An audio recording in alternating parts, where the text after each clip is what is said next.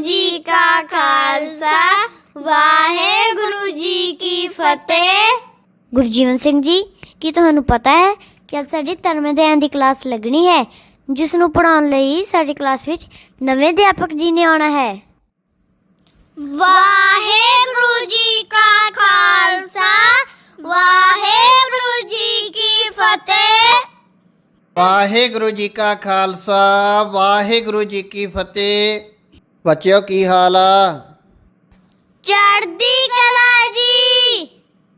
ਬੱਚਿਓ ਮੈਂ ਤੁਹਾਡਾ ਧਾਰਮਿਕ ਅਧਿਆਪਕ ਹਾਂ, ਇਸ ਲਈ ਤੁਹਾਨੂੰ ਇਹ ਧਰਮ ਅਧਿਐਨ ਦਾ ਵਿਸ਼ਾ ਮੈਂ ਪੜ੍ਹਾਇਆ ਕਰਾਂਗਾ।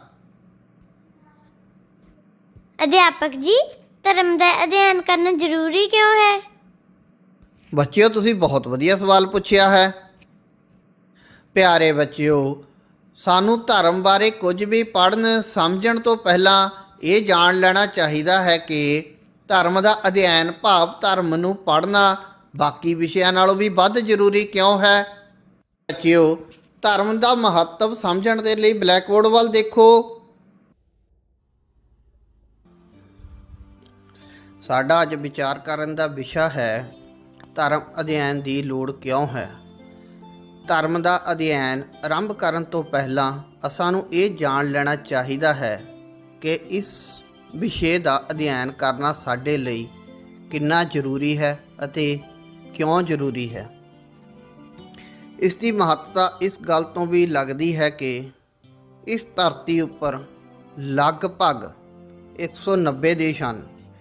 ਇਹਨਾਂ ਵਿੱਚੋਂ ਬਹੁ ਗਿਣਤੀ ਧਰਮ ਦੇ ਆਧਾਰ ਉੱਪਰ ਹੀ ਬਣੇ ਹਨ। 1947 ਦੀ ਦੇਸ਼ ਵੰਡ ਸਮੇਂ ਪਾਕਿਸਤਾਨ ਦੇਸ਼ ਧਰਮ ਦੇ ਕਾਰਨ ਹੀ ਹੋਂਦ ਵਿੱਚ ਆਇਆ। ਸਮਾਜ ਵਿੱਚ ਬਹੁਤ ਸਾਰੇ ਦੰਗੇ ਲੜਾਈਆਂ ਹੋਣ ਦਾ ਕਾਰਨ ਵੀ ਧਰਮ ਹੀ ਬਣਦਾ ਹੈ। ਬਹੁ ਗਿਣਤੀ ਰਾਜਨੀਤਿਕ ਪਾਰਟੀਆਂ ਵੀ ਧਰਮ ਦਾ ਸਹਾਰਾ ਲੈ ਕੇ ਹੀ ਹੋਂਦ ਵਿੱਚ ਆਈਆਂ ਹਨ। ਸਧਾਰਨ ਜਨਤਾ ਨੂੰ ਧਰਮ ਦੀ ਸਹੀ ਜਾਣਕਾਰੀ ਨਾ ਹੋਣ ਕਾਰਨ ਹੀ ਇਹਨਾਂ ਚਾਲਬਾਜ਼ਾਂ ਦੁਆਰਾ ਧਰਮ ਨੂੰ ਵਰਤ ਕੇ ਆਪਣੇ ਗਲਤ ਮਨੋਰਥ ਹਾਸਲ ਕੀਤੇ ਜਾਂਦੇ ਹਨ। ਇਸ ਲਈ ਵੀ ਧਰਮ ਦੀ ਜਾਣਕਾਰੀ ਪ੍ਰਾਪਤ ਕਰਨਾ ਸਾਡੇ ਲਈ ਬਹੁਤ ਜ਼ਰੂਰੀ ਹੋ ਜਾਂਦਾ ਹੈ।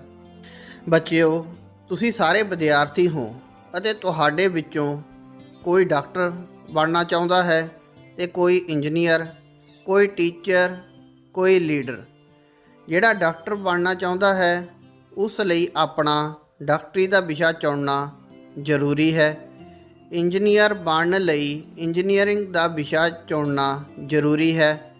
ਇਸੇ ਤਰ੍ਹਾਂ ਲੀਡਰ ਬਣਨ ਲਈ ਰਾਜਨੀਤੀ ਦਾ ਵਿਸ਼ਾ ਲੈਣਾ ਜ਼ਰੂਰੀ ਹੈ।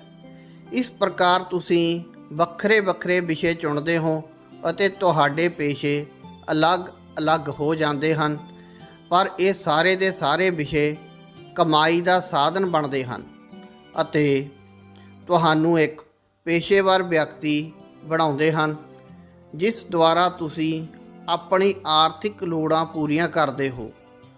ਪਰ ਬੱਚਿਓ, ਕੀ ਤੁਸੀਂ ਕਦੇ ਇਹ ਸੋਚਿਆ ਹੈ ਕਿ ਇੱਕ ਅਜਿਹਾ ਵਿਸ਼ਾ ਵੀ ਹੈ ਜਿਸ ਨਾਲ ਤੁਸੀਂ ਸਾਰੇ ਪ੍ਰਤੱਖ ਜਾਂ ਅਪ੍ਰਤੱਖ ਰੂਪ ਵਿੱਚ ਜੁੜੇ ਹੋਏ ਹੋ ਅਤੇ ਜਿਹੜਾ ਸਾਰਿਆਂ ਦਾ ਸਾਂਝਾ ਵਿਸ਼ਾ ਹੈ, ਇਹ ਵਿਸ਼ਾ ਹੈ ਧਰਮ। ਭਾਵੇਂ ਤੁਸੀਂ ਧਰਮ ਦਾ ਅਧਿਐਨ ਨਹੀਂ ਕਰ ਰਹੇ, ਪਰ ਤੁਸੀਂ ਧਰਮ ਨਾਲ ਅਵੱਸ਼ ਜੁੜੇ ਹੋਏ ਹੋ ਅਤੇ ਜ਼ਿੰਦਗੀ ਭਰ ਜੁੜੇ ਰਹੋਗੇ। ਜਿੱਥੇ ਦੂਜੇ ਵਿਸ਼ੇ ਤੁਹਾਨੂੰ ਕਮਾਈ ਕਰਨ ਦੇ ਢੰਗ ਸਿਖਾਉਂਦੇ ਹਨ, ਉੱਥੇ ਧਰਮ ਤੁਹਾਨੂੰ ਜ਼ਿੰਦਗੀ ਜਿਉਣ ਦਾ ਢੰਗ ਸਿਖਾਉਂਦਾ ਹੈ। ਦੂਜੇ ਵਿਸ਼ੇ ਤੁਹਾਨੂੰ ਧਨਵਾਨ ਬਣਾਉਂਦੇ ਹਨ ਅਤੇ ਧਰਮ ਤੁਹਾਨੂੰ ਉਸ ਧਨ ਦੀ ਸਹੀ ਵਰਤੋਂ ਸਿਖਾਉਂਦਾ ਹੈ। ਭਾਵੇਂ ਤੁਸੀਂ ਕਿੰਨੇ ਵੀ ਧਨਵਾਨ ਅਮੀਰ ਹੋ, ਪਰ ਜੇਕਰ ਤੁਹਾਨੂੰ ਉਸ ਦੀ ਸਹੀ ਵਰਤੋਂ ਕਰਨ ਦਾ ਤਰੀਕਾ ਨਹੀਂ ਆਉਂਦਾ ਤਾਂ ਤੁਸੀਂ ਆਪਣੇ ਧਨ ਦੀ ਦੁਰਵਰਤੋਂ ਕਰਕੇ ਛੇਤੀ ਹੀ ਨਿਰਧਨ ਬਣ ਜਾਓਗੇ। ਇਸ ਤਰ੍ਹਾਂ ਜੀਵਨ ਵਿੱਚ ਕੰਮ ਆਉਣ ਵਾਲੇ ਅਤੇ ਜ਼ਿੰਦਗੀ ਨੂੰ ਖੁਸ਼ਹਾਲ ਬਣਾਉਣ ਵਾਲੇ ਜਿੰਨੇ ਵੀ ਸਾਧਨ ਹਨ, ਉਹਨਾਂ ਦਾ ਸਹੀ ਉਪਯੋਗ ਕਰਨ ਦਾ ਢੰਗ ਜੋ ਸਿਖਾਉਂਦਾ ਹੈ ਉਹ ਧਰਮ ਹੀ ਹੈ। ਬੱਚਿਓ, ਤੁਸੀਂ ਸਾਰਿਆਂ ਨੇ ਕੰਪਿਊਟਰ ਦਾ ਕੀਬੋਰਡ ਵੇਖਿਆ ਹੋਣਾ ਹੈ। ਕੰਪਿਊਟਰ ਦੇ ਕੀਬੋਰਡ ਵਿੱਚ ਇੱਕ ਕੰਟਰੋਲ ਬਟਨ ਹੁੰਦਾ ਹੈ। ਜਿਹੜਾ ਕਿ ਕੀਬੋਰਡ ਦੀ ਸਾਰੀ ਕਮਾਂਡ ਨੂੰ ਕੰਟਰੋਲ ਕਰਦਾ ਹੈ। ਇਸੇ ਤਰ੍ਹਾਂ ਜ਼ਿੰਦਗੀ ਦੇ ਕੀਬੋਰਡ ਦਾ ਕੰਟਰੋਲ ਬਟਨ ਧਰਮ ਹੈ।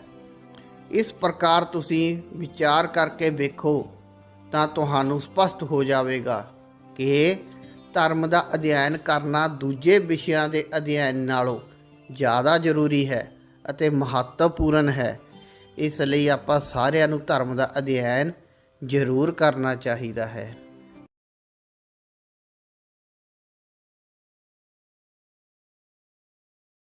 ਪਿਆਰੇ ਬੱਚਿਓ, ਹੁਣ ਤੁਹਾਨੂੰ ਸਾਰਿਆਂ ਨੂੰ ਸਮਝ ਆ ਗਈ ਹੈ ਕਿ ਜੇ ਅਸੀਂ ਇੱਕ ਚੰਗੇ ਸਮਾਜ ਦੀ ਸਿਰਜਣਾ ਕਰਨੀ ਹੈ ਅਤੇ ਜੇ ਅਸੀਂ ਇੱਕ ਚੰਗੇ ਵਿਅਕਤੀ ਬਣਨਾ ਹੈ ਤਾਂ ਸਾਨੂੰ ਧਰਮ ਦੀ ਸਹੀ ਜਾਣਕਾਰੀ ਪ੍ਰਾਪਤ ਕਰਨੀ ਹੀ ਪੈਣੀ ਹੈ। ਹਾਂਜੀ ਸਰ, ਅਸੀਂ ਇਹ ਸਮਝ ਲਿਆ ਹੈ ਕਿ ਧਰਮ ਦਾ ਅਧਿਐਨ ਸਾਡੇ ਲਈ ਕਿੰਨਾ ਜ਼ਰੂਰੀ ਹੈ। ਅਸੀਂ ਸਾਰੇ ਰੋਜ਼ਾਨਾ ਧਰਮ ਅਧਿਐਨ ਦਾ ਪੀਰੀਅਡ ਲਗਾਇਆ ਕਰਾਂਗੇ ਤਾਂ ਜੋ ਅਸੀਂ ਚੰਗੀਆਂ ਗੱਲਾਂ ਸਿੱਖ ਕੇ ਆਪਣੀਆਂ ਆਦਤਾਂ ਚੰਗੀਆਂ ਬਣਾ ਸਕੀਏ ਤੇ ਇੱਕ ਚੰਗੇ ਸਮਾਜ ਦੀ ਸਿਰਜਣਾ ਕਰ ਸਕੀਏ। ਪਿਆਰੇ ਬੱਚਿਓ, ਅੱਜ ਦਾ ਧਰਮ ਅਧਿਐਨ ਦਾ ਪੀਰੀਅਡ ਇੱਥੇ ਹੀ ਸਮਾਪਤ ਹੁੰਦਾ ਹੈ। ਕੱਲ੍ਹ ਦੇ ਪੀਰੀਅਡ ਵਿੱਚ ਆਪਾਂ ਇੱਕ ਨਵੇਂ ਵਿਸ਼ੇ ਬਾਰੇ ਪੜ੍ਹਾਂਗੇ। ਹੁਣ ਬੁਲਾਓ ਫਤਿਹ। ਵਾਹਿਗੁਰੂ ਜੀ ਕਾ ਖਾਲਸਾ।